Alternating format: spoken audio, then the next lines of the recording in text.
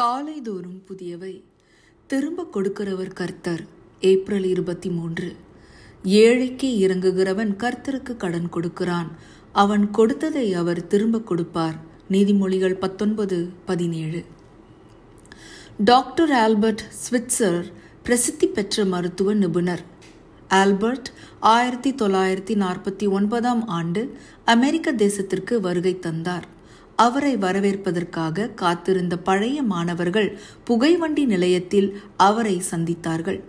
அவருக்கு ஒரு விருந்து கொடுத்து உபசரிக்க திட்டம் செய்திருந்தபடியால் உணவு சாலை ஒன்றுக்கு அவரை அழைத்து சென்றனர். அதிக விலை கொடுத்து வாங்கின சுவையான கேக் ஒன்றை மேஜையின் மீது வைத்து அவர் அதை வெட்டி மாணவர்களோடு பகிர்ந்து கொள்ள வேண்டும் என்று அவரிடம் வேண்டிக் கொண்டார்கள். மருத்துவர் தன்னை சுற்றிலும் நிற்கும் மாணாக்களை எண்ணினார். பிறகு அந்த கேக்கை வெட்டினார்.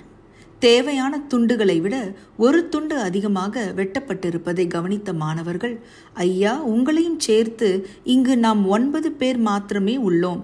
ஆனால் தாங்கள் 10 துண்டுகளாக கேக்கை வெட்டி இருக்கிறீர்களே, ஏன் என வினவினார்கள். அப்பொழுது அந்த பெருந்தகை அமைதியாக புன்முறுவலுடன், ஆம், இதை நமக்காக மிகவும் நேர்த்தியாக செய்து கொடுத்து விட்டு ஓரமாக நிற்கும் அந்த பணிப்பெண்ணுக்காகத்தான் அந்த 10வது துண்டு என்றார். பணிப்பெண்ணை குறித்தும் அவர் யோசித்தார். சிறுமைப்பட்டவன் மேல் சிந்தையுள்ளவன் பாக்கியவான். தீங்கு நாளில் கர்த்தர் அவனை விடுவிப்பார்.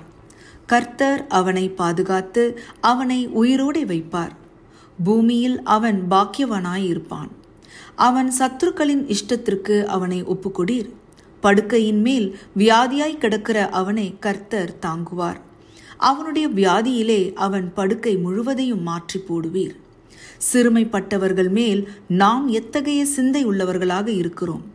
அப்பொழுது ராஜா தமது வலது பக்கத்தில் நிற்பவர்களை பார்த்து, வாருங்கள், என் பிதாவினால் ஆசீர்வதிக்கப்பட்டவர்களே, உலகம் உண்டானது முதல் உங்களுக்காக ஆயத்தம் பண்ணப்பட்டிருக்கிற ராஜ்யத்தை சுதந்தரித்துக் கொள்ளுங்கள். பசியாய் இருந்தேன், எனக்கு போஜனம் கொடுத்தீர்கள். அப்பொழுது நீதிமான்கள் அவருக்கு பிரதியுத்தரமாக, ஆண்டவரே, நாங்கள் எப்பொழுது உம்மை பசியுள்ளவராக கண்டு உமக்கு போஜனம் கொடுத்தோம்? அதற்கு ராஜா பிரதியுத்தரமாக, மிகவும் சிறியவராகிய என் சகோதரரான இவர்களில் ஒருவனுக்கு நீங்கள் எதை செய்தீர்களோ அதை எனக்கே செய்தீர்கள் என்று மெய்யாகவே உங்களுக்கு சொல்லுகிறேன் என்பார். நம்மை சுற்றியுள்ள எளியோர்களுக்கு உதவி செய்வதின் மூலம் இயேசுவுக்கு உதவி செய்யும் மாபெரும் ஸ்லாக்கியத்தை நாம் பெற்றுக்கொள்கிறோம். ஜெபம்.